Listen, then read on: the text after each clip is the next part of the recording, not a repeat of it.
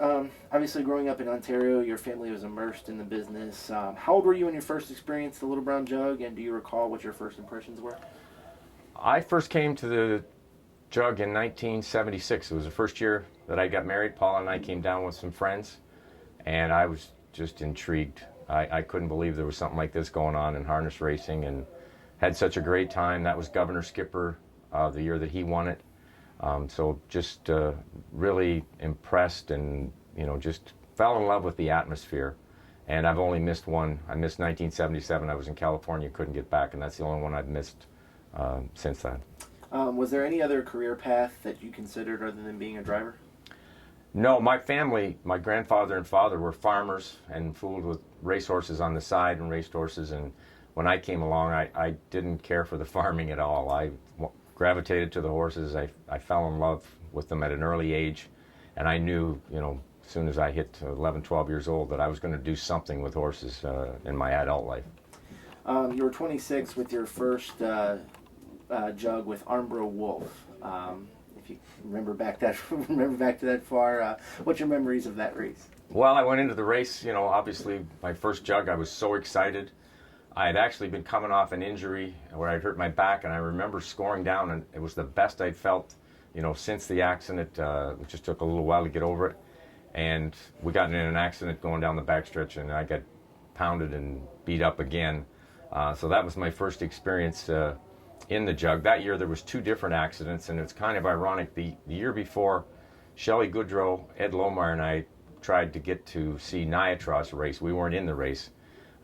We had trouble with connections. We ended up chartering a small plane from Cincinnati just to get here to watch Niatros. All three of us we could get on the barns at that time, the top of the barn watching, and all three of us got in it the next year, and all three of us fell down. And so it wasn't a very good beginning to my jug career, but it certainly got better the next year. Well, that actually gets to my next point. The next year you had to be happy, but you were parked the whole mile, so they had to do some work with Merger. Tell us about that race. This track was made for Merger. He had been very disappointing for us most of the year. His feet bothered him a little bit, and I came out and trained him before, and I knew he was going to get around this track good. And then there was another factor. Cam Feller wasn't eligible.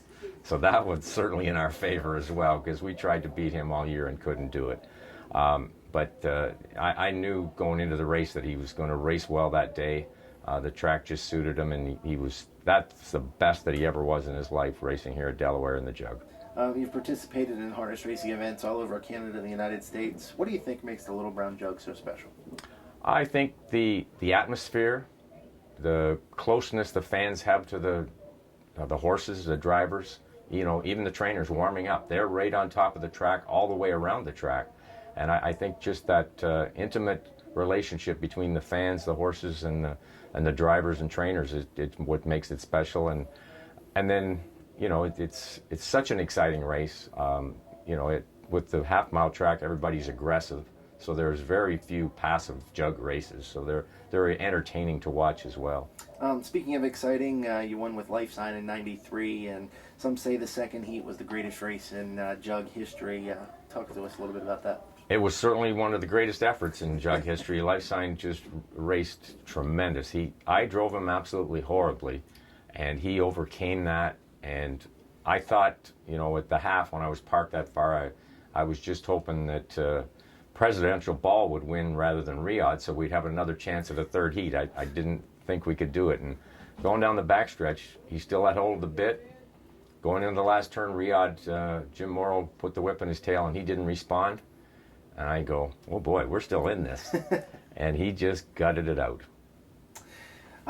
What are some entertaining or maybe funny moments that you remember about some jugs that you've been at, if you have any? Oh, entertaining. I guess going into the jug with Cam's Card Shark as a big favorite and having to scratch him was certainly one of my disappointing jug experiences. And he was such a game horse, but he had fought lameness all year, but it just got to the point where I didn't feel that he could overcome it. And he had such a heart. I would have just felt terrible if we raced him and something bad happened to him in the race. So I think that was certainly one of my disappointing moments, although to this day I believe I made the right decision. You were inducted to the Little Brown Jug Wall of Fame in 1996. Tell me about that honor and what it meant to you. I was totally shocked when they informed me that I was being honored. I just couldn't believe that, and the way they treat you the whole week of Delaware. It's like you're royalty for a week, and my whole family, everybody. It was an exciting day, and as I said in my acceptance speech, I said, "This is really great. You come to Delaware, race horses, and have fun, and they honor you. It can't be any better than that." Excuse me. What traditions connected to the race are ones you think should never be changed?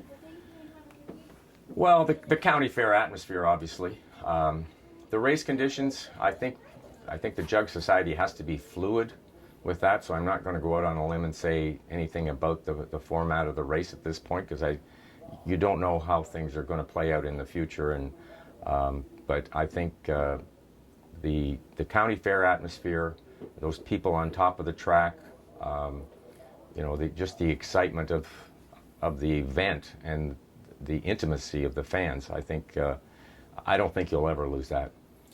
What are some of the more significant changes you've seen at the Jug over the past 30 plus years, and how would you assess the impact of those changes? Well, we've had to adjust our heats. The philosophy of heats has changed within the racing community. The horses have changed dramatically since the Jug started, and so we've had to do that. So I think that's the biggest change, eliminating the third heat for the colts. This year the fillies are just going a single heat. I think that is all positive and well received within the racing community. So I think those are the biggest changes, and that's more of a change that the horse has really changed dramatically, since the Jug was started, and they're just not built to go 3 heats anymore. We go too fast. And last question, how do you think the Jug can be sustained and advanced in the future? Well, the most important thing is the purse. The purse has to keep increasing because we need the best 3-year-old pacers here. That's what the fans have come to expect of the Little Brown Jug, that the top 3-year-old pacing colts will be here. So we have to make that purse so high that they can't miss being here.